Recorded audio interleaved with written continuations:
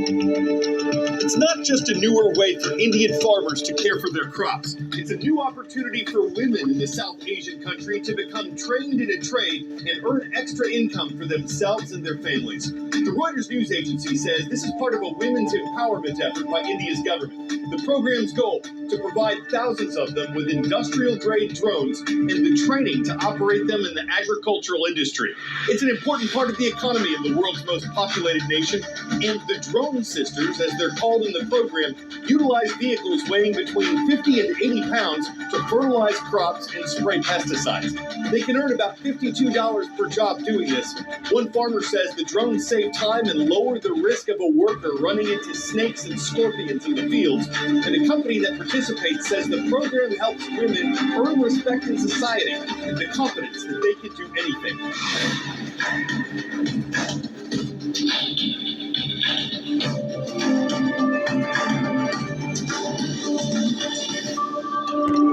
Hi, I'm Carl Azus for The World from A to Z. We're keeping tabs on an incident involving two ships in the North Sea off the eastern coast of the United Kingdom.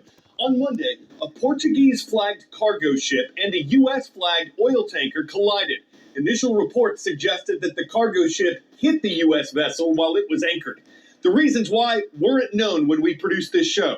One of the companies involved said there were multiple explosions. Dozens of crew members were rescued. There were reports one was missing last night. And experts are concerned about what kind of environmental impact this might have. The U.S.-flagged ship was carrying jet fuel. Its operator says the tank holding that was ruptured in the collision, causing some of the fuel to leak out into the North Sea. Experts say how much of that spills, what conditions at sea are like, and how quickly cleanup crews can get to it will all determine how much damage this does to the environment. There are also questions about the other ship's cargo of sodium cyanide. The incident occurred in a busy part of the ocean that sees a lot of maritime traffic. Another topic we've been following is the rise of artificial intelligence and the dangers of deepfakes, when it looks like someone is saying or doing something they never actually said or did. And now it's time to play. Steve Harvey is best known as a man who runs game shows and awards money. Well, that's $20,000, y'all. But after decades in the spotlight, his likeness and voice are now being used by scam artists who are utilizing AI to trick his fans into giving their money away. I've been telling you guys for months. Like this Medicare scam, viewed millions of times.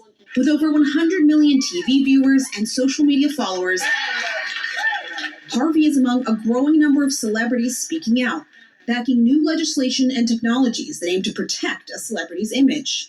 How does this affect you when your image is used in things like scams? See, that's hurtful because, look, I prided myself on my brand being one of authenticity. I don't want fans of mine or people who aren't fans to be hurt by something because I said go do it, and it wasn't even me. Several new pieces of legislation aimed at combating deepfake AI are now being considered by Congress. I'm here with you today with a common goal. First Lady Melania Trump has thrown her support behind the Take It Down Act. Another bill called the No Fakes Act aims to hold creators and platforms liable for unauthorized AI-generated images, videos, and sound. It's garnered the support of the Recording Academy, the Screen Actors Guild, the Motion Picture Association, and major talent agencies. It's freedom of speech. It's not freedom of make me speak the way you want me to speak. That's not freedom. That's abuse. Harvey wants legislation to include harsh punishments, including financial penalties and even jail time. If you make money off lying to people, scamming people, then I think that's worthy of a fine and some time. Harvey now uses a new platform called Vermilio to help him track and request takedowns of the ever-growing number of deepfakes of himself popping up every day. So back in 2018, there were maybe 19,000 pieces of deepfake content. Today, there are roughly 1 million created every minute. So trying to find and play this game of whack-a-mole is quite complex. Vermilio CEO Dan Neely says deepfakes can run the gamut, from AI chatbots acting as a famous person to AI-generated phone calls that mimic a celebrity's voice. As the technology improves at a rapid pace, celebrities are now agitating for Washington to keep up. I mean, why wait? How many people we got to watch get hurt by this before somebody does something? But one challenge for lawmakers is passing legislation that effectively solves the problem. Critics of the existing bills say they're not clear enough and that they could be abused to take down legal content that someone just didn't want out there.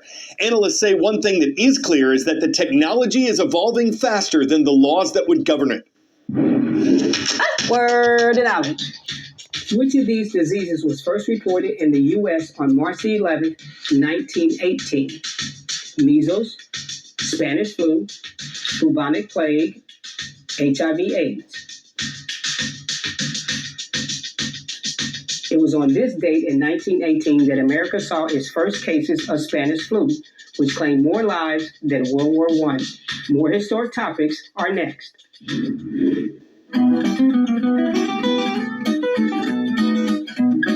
On this date in world history. March 11th, 2020, COVID-19 was officially declared a global pandemic by the World Health Organization. At the time, 118,000 cases of the disease had been reported in 114 countries. U.S. President Donald Trump temporarily banned foreign travel from 26 European countries on this date.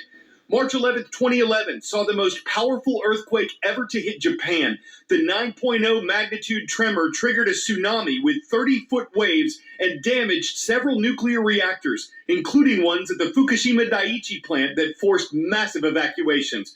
In all, nearly 20,000 people lost their lives. You've heard of watercolor painting, but what about underwater color painting? Crimean artist Pyotr Dotsenko delves deep in his quest for inspiration, up to 30 feet below the ocean's surface. Since February, he's been suiting up in scuba gear and diving down with tubes of paint and a canvas, where he paints using palette knives instead of brushes so that the paint doesn't scatter. Dotsenko uses a technique known as alla prima, Italian for at first attempt. It's where paint is quickly put on already applied layers of wet paint, a style of artwork that is developed over a very short period of time. And Dotsenko does have to work quickly to finish his painting completely before his oxygen tank runs out. Everything went wonderfully. I was painting at a depth of 6 meters for 75 minutes. I found a subject, an anchor, and here's how I portrayed it. His idea to paint underwater was inspired by Frenchman André Lebon, a cameraman for Jacques Cousteau. He was the first underwater artist in history. Dotsenko says he prefers using a broader palette of colors than Lebon did. When we bring the painting out of the sea, it becomes very bright. If you catch a lobster or a squid in a body of water, it appears to be greenish or bluish. But when you pull it out, it looks quite beautiful. Dotsenko wants to capture as many underwater scenes as possible and bring them ashore. But his dream is to establish an underwater museum. For now, he'll have to settle for an exhibit on land. He currently has several works on display in Sevastopol. This is no ordinary EF getaway. It's a gateway to personal travel, a deeper understanding of educational tours, and showing students the world. Enter now to win one of 20 spots on this free trip to Panama.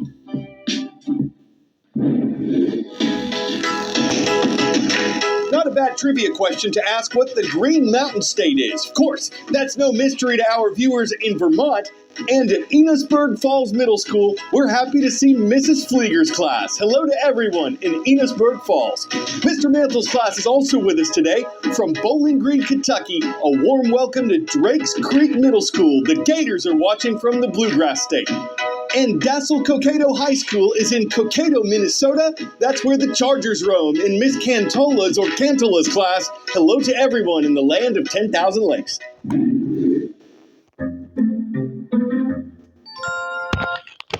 Like many toddlers all around the world, this girl from Massachusetts loves her baby doll. She recently took it to the aquarium where she accidentally dropped her stuffed companion into a large ocean tank.